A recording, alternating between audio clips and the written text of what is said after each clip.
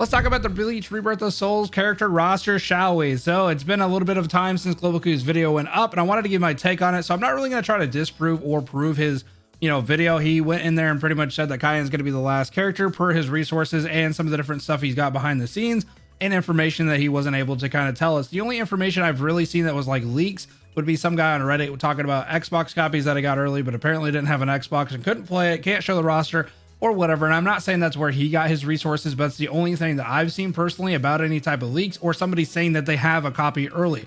Doesn't necessarily mean that Globoku hasn't seen something that we haven't seen. Maybe this person didn't leak it online publicly, but was able to give him information. Who knows? Who really cares? Because at the end of the day, Monday will confirm or deny it. This is what I want to talk about though. I've seen a lot of people talking about why he didn't wait until after Monday to post it when he could like be right, essentially. Because if the trailer doesn't come out and he posted it on Tuesday, then he's right. He doesn't have to worry about the backlash. He doesn't have to worry about a community going against him.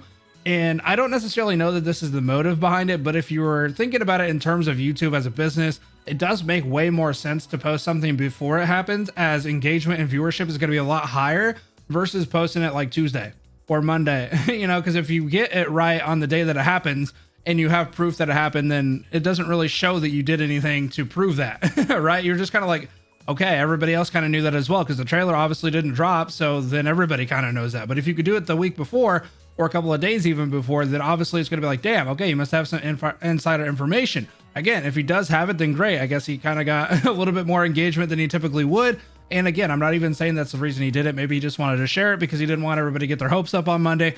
Who really knows? And honestly, I just don't really care because Monday will give us the telltale. Now, the other thing I wanted to do is jump into this site, because a lot of people have been using this site as a resource to pretty much prove him wrong by the coming soon thing. We've seen a lot of people talking about this coming soon. It has to mean that Kyan is not the last person.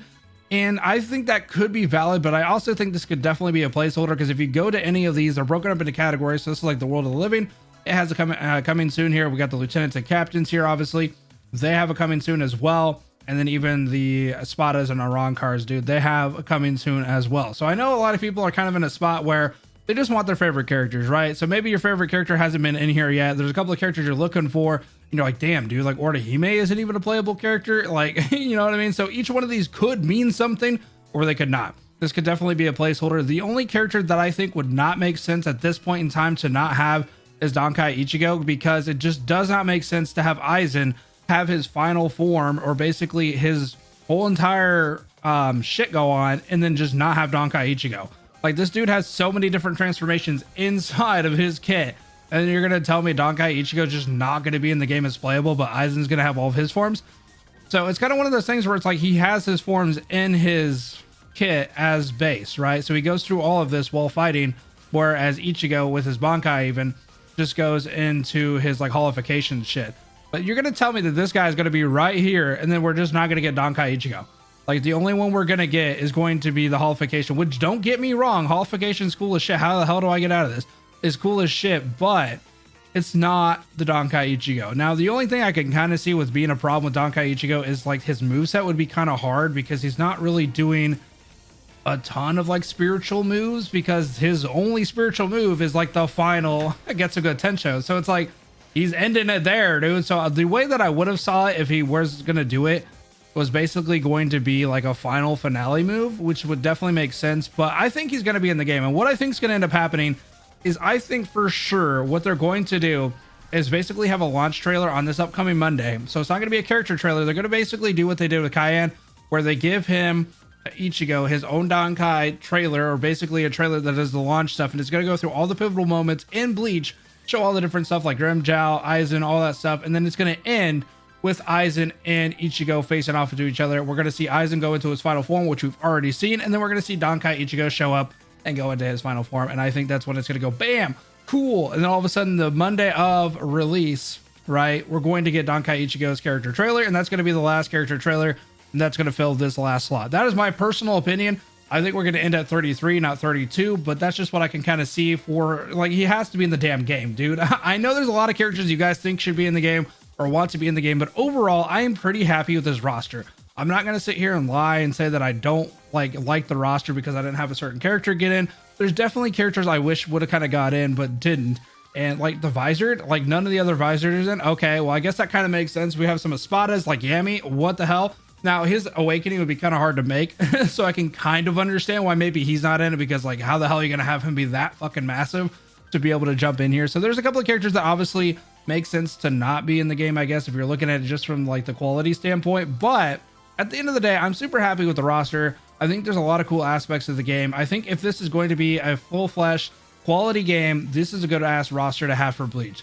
Now, could there be another, you know, number 2 of this game? Maybe DLC shit that can kind of add stuff? Of course. I think there's a lot of shit that could be added to this and tweaked upon, but I do think this is a great starting roster, and I'm not going to try to downplay it. So if this is all we ever get, at least for like the base roster, I'm okay with this. If we don't get Donkai Ichigo, I would be kind of damn surprised, but I would not be overly mad. To be 100% honest, I'm not going to sit here and try to act like it's the end of the world if we don't get a certain character. Like, I kind of want, bro. I want certain characters, but at the end of the day, I think I'm really happy with the Bleach game. I'm happy that we're finally getting something after all this time. And there's a give and take here. I think we should also be a little bit of a, you know, appreciative that we're going to get something of quality, hopefully. I mean, I'm not going to say too much about that until we actually play the game, but it seems just from the kits and looking at all the different characters that we have quality here. We have different movesets, we have different uniqueness. Every one of these characters seem to be playing in a different way, and I think that's something special. And I think we should at least praise them for that, and then kind of want to build upon that. We kind of keep pushing the feedback and try to get a little bit more characters, whether there's DLC, maybe it's the second version of the game, whatever it has to be, we go from there. So let's kind of give the give and take here, you know, let's give credit when credit's due, but also ask for a little bit of feedback, ask for a little bit more if we think we need it, and then go from there. So that's it. That's all I really had to say. Whether he's right or wrong, I don't think it really matters. I think the character roster right now is really cool. I think there's a lot of cool ass characters. There could definitely be more. But at the end of the day, I'm happy with the quality over here versus just quantity. And then this is actually more characters than I thought we were originally going to get. I thought we were going to get like 15, and we got 32 if Cayenne's the last one. And I think that's really cool. So anyway, I'm going to leave it there. Have a good rest of your night, guys. Peace.